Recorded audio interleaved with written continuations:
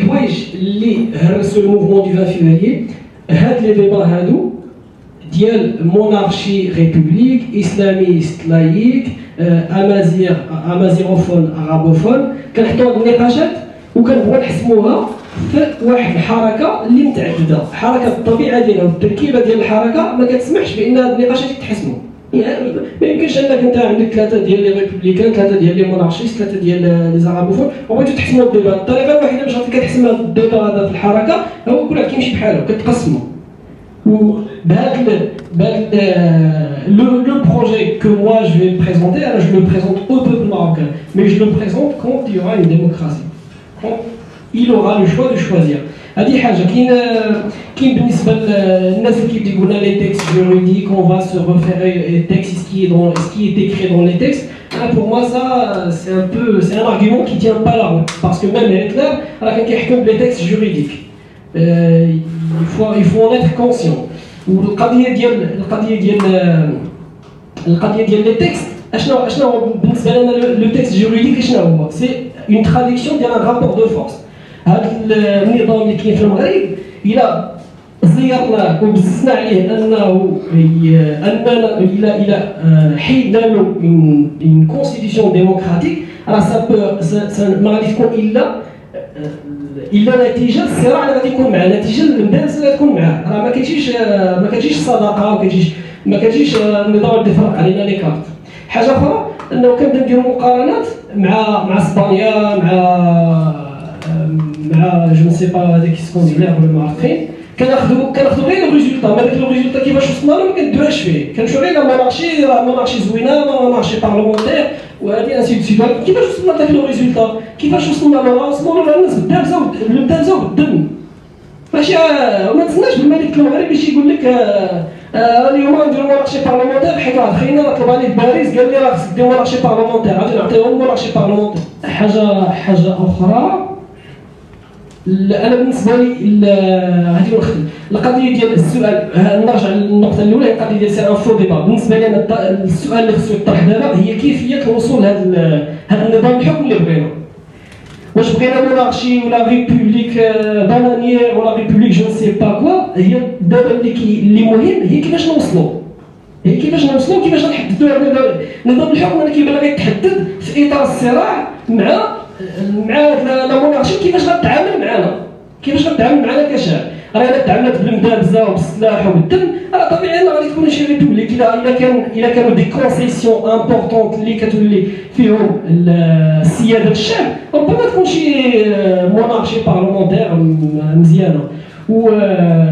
وحاجه اخيره كاين واحد البيت شعري كيعجبني بزاف، هي قضيه وما نيل المطالب بالتمني ولكن تؤخذ الدنيا علابه وما استعصى على قوم امرئ على قوم منال إذا الإقدام كان له ركابا.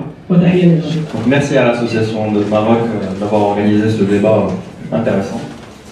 Donc tout d'abord, j'ai quelques remarques au fait pour nos intervenants. À Monsieur Fourtassi tout d'abord. Tu as dit que, au fait, que la monarchie ne se basait pas sur un contrat social. Je ne suis pas d'accord avec cette affirmation. Je pense qu'il y a toujours un contrat social n'importe où. D'ailleurs, la preuve, c'est que les Marocains ne sont pas sortis massivement pour remettre en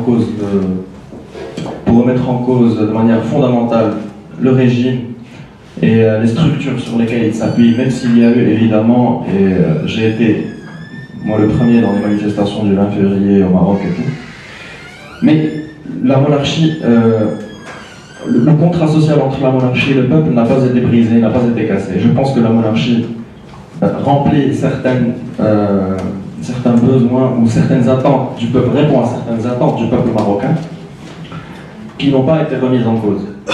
Par exemple, le fait que la monarchie joue un rôle d'équilibre ou d'équilibriste, c'est juste un simple exemple, entre des laïcs d'un côté et une autre grande partie, une autre majorité de la population de l'autre qui reste fondamentalement conservatrice.